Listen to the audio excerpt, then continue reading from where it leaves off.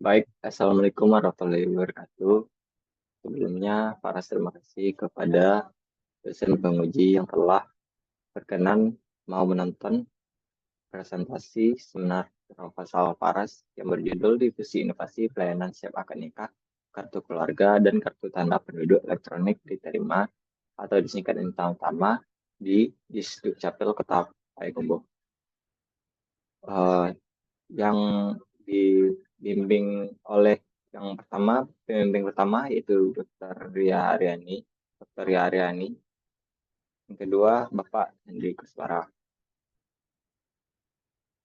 Masuk ke pendahuluan yang berisikan latar belakang rumusan masalah, tujuan penelitian, dan manfaat penelitian.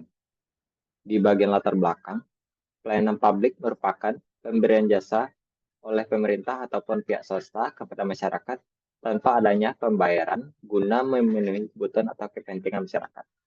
Selanjutnya, yaitu pelayanan publik didasari oleh Undang-Undang Nomor 25 Tahun 2009 yang merupakan landasan pelaksanaan tentang pelayanan publik.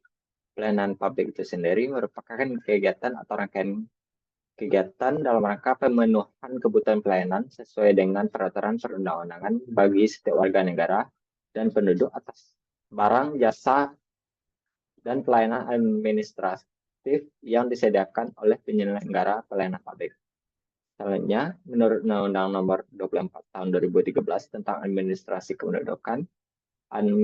kependudukan merupakan kegiatan penataan dan penertiban dalam penertiban dokumen dan data kependudukan melalui pendaftaran penduduk, pencatatan sipil, pengelolaan informasi administrasi kependudukan, serta pendaya gunaan hasilnya untuk pelayanan publik dan pembangunan sektor lain. Dukcapil Kota Payakumbuh memiliki kewenangan untuk memberikan pelayanan dalam bidang administrasi kependudukan.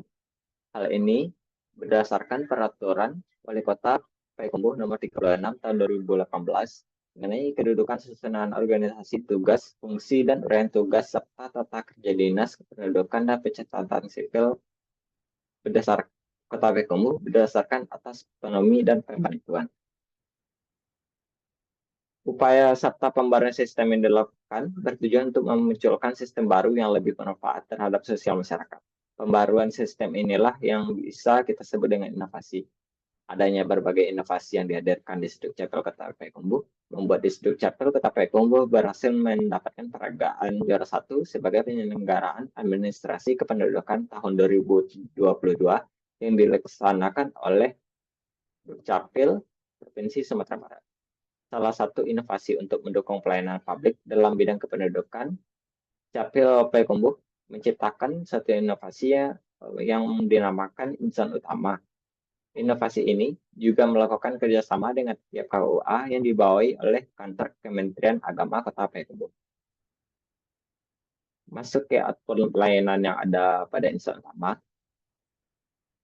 yaitu yang pertama dokumen kartu keluarga calon pengantin, yang kedua dokumen kartu keluarga orang tua suami, yang ketiga dokumen kartu keluarga orang tua istri, keempat dokumen kartu tanda penduduk suami, yang kelima dokumen kartu tanda penduduk istri, dan keenam dokumen akta kelahiran suami jika belum memiliki, begitu juga akta kelahiran istri jika belum memiliki. Selanjutnya masuk ke perbandingan penerimaan sama dengan jumlah peristiwa nikah di Kota Payakumbuh. Bisa kita lihat dari grafik atau gambar di samping menjelaskan jumlah penerimaan inovasi masih kurang jika dibandingkan dengan jumlah masyarakat yang menikah dari tahun ke tahun.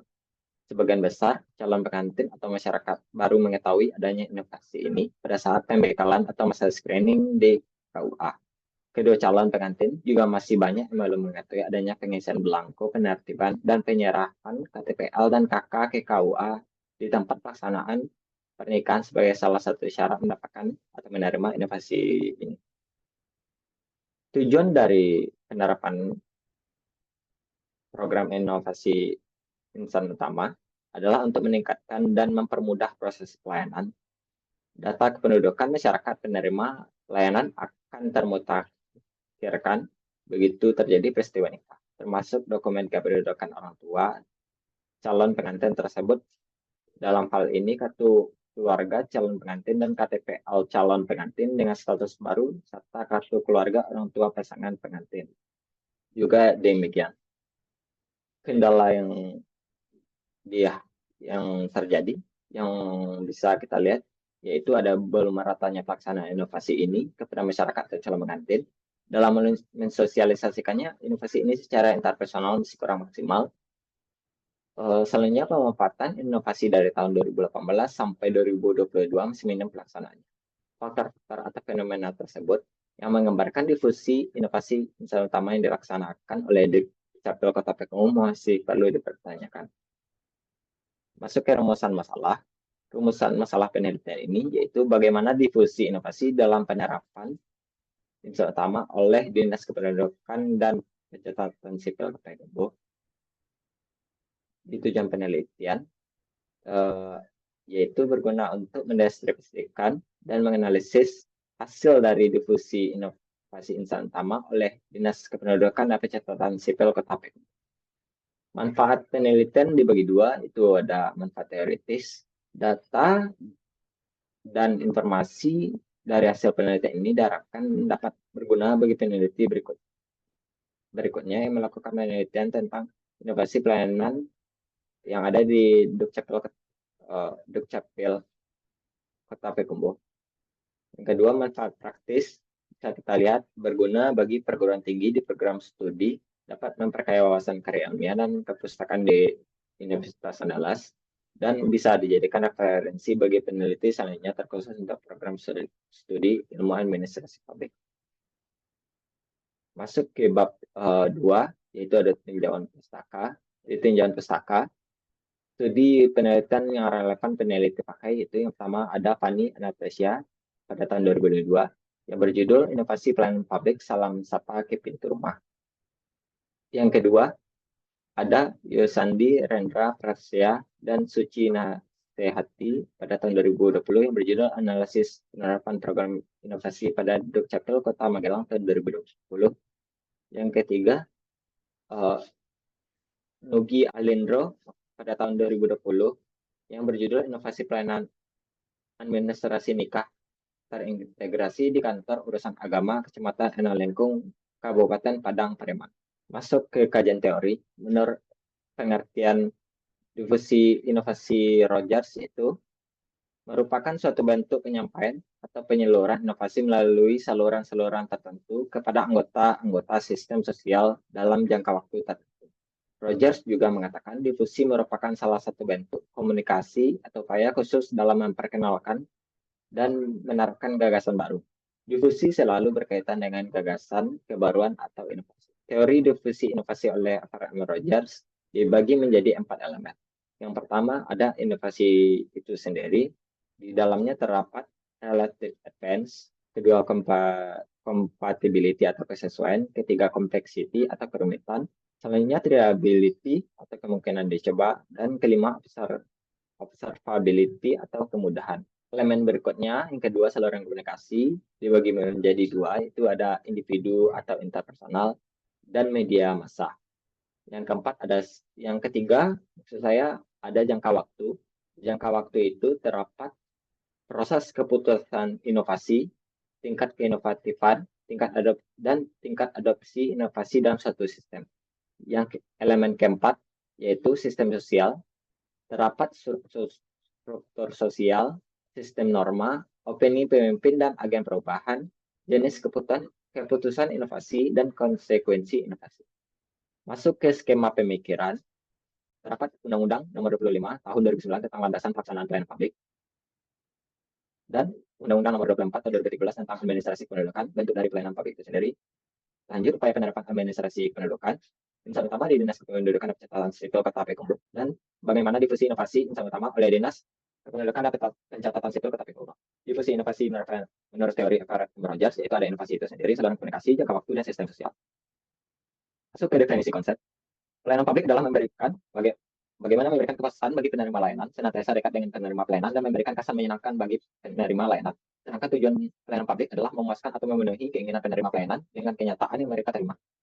Inovasi pelayanan publik yang dimaksud dalam penelitian ini merupakan inovasi dalam sektor publik merujuk pada usaha untuk meningkatkan layanan di sektor tersebut dengan mengadopsi ide atau gagasan baru yang bersifat kreatif dan orisinal, serta memberikan dampak dan manfaat baik secara langsung maupun tidak langsung pada masyarakat.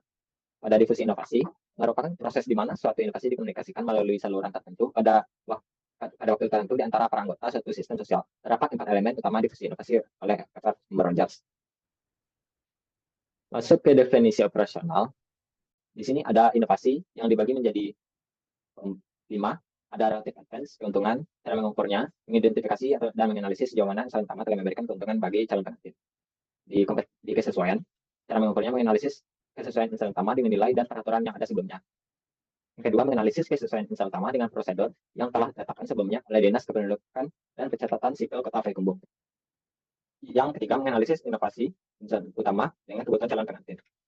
Di kerumitan, cara mengukurnya menganalisis kendala dan kesulitan yang dihadapi calon pengantin dan pihak Dukcapil terhadap insan utama. Selanjutnya ada triability atau kemungkinan coba. Cara mengukurnya mengidentifikasi respon masyarakat terhadap inovasi insan utama. Selanjutnya menganalisis inovasi telah diuji coba terlebih dahulu sebelum diterapkan. Yang terakhir observability atau penggunaan diamati, cara mengukurnya menganalisis hasil inovasi insan utama mudah untuk dipahami. Di elemen kedua, saluran komunikasi bagi dua. Di masa, cara mengukurnya mendeskripsikan dan menganalisis inovasi insan utama telah dikomunikasikan melalui berbagai media massa, baik itu media cetak maupun elektronik. Selanjutnya interpersonal, cara mengukurnya mendeskripsikan dan menganalisis insan utama telah dikomunikasikan secara langsung. Elemen ketiga, jangka waktu. Ada indikatornya pengambilan keputusan inovasi, cara mengukurnya mengidentifikasi berapa lama waktu yang dibutuhkan dalam keputusan inovasi insan utama oleh Dukcapil dan Kemenang. Selanjutnya tingkat keinovatifan, menganalisis seberapa inovatif Dinas Kependudukan dan Pencatatan Sipil dalam menyebarkan insan utama. Indikator selanjutnya tingkat adopsi inovasi dalam suatu sistem, yang mengukur dan mendistribusikan inovasi insan utama dapat diterima oleh masyarakat dan keberhasilan yang telah diraih selama inovasi ini disebarluaskan. Di elemen keempat, sistem sosial, ada struktur sosial, mendistribusikan inovasi insan utama sesuai dengan masyarakat Kota Payakumbuh, dan sistem norma cara mengukur mendistribusikan inovasi insan utama berjalan sesuai dengan nilai dan norma yang diterapkan pada Dinas Kependudukan dan Pencatatan Sipil Kota Payakumbuh. Selanjutnya, indikator opini pemimpin dan agen perubahan, mendeskripsikan aparat pemerintah yang berkepentingan atau stakeholder di Dinas Kependudukan dan Pencatatan Sipil Kota Payakumbuh dalam melaksanakan insan utama. Selanjutnya, indikator jenis kependudukan inovasi, menganalisis tanggapan atau respon calon pengantin terhadap insan utama. Indikator berikutnya konsekuensi inovasi, cara mengukurnya itu menganalisis dampak penerapan insan utama bagi Dinas Kependudukan dan Pencatatan Sipil Kota Payakumbuh. Dan nomor 2, menganalisis dampak yang dihasilkan dari inovasi insan utama bagi masyarakat. Pada bab 3, yaitu ada metode penelitian yang berisikan data dan teknik keabsahan data. Pada metode penelitian, yang pertama ada pendekatan dan desain penelitian. Metode penelitian deskriptif dengan pendekatan kualitatif. Yang kedua, teknik pengumpulan data, yaitu ada wawancara, dokumentasi, dan observasi. Yang ketiga, ada teknik informan, peneliti menggunakan purposive sampling. Yang keempat, peranan peneliti, yaitu sebagai instrumen utama dalam penelitian ini. Yang kelima, ada proses penelitian. Pengamatan awal peneliti untuk merumuskan masalah, pengumpulan data, analisis data, serta mendapatkan hasil. Itu merupakan salah satunya menciptakan inovasinya sendiri.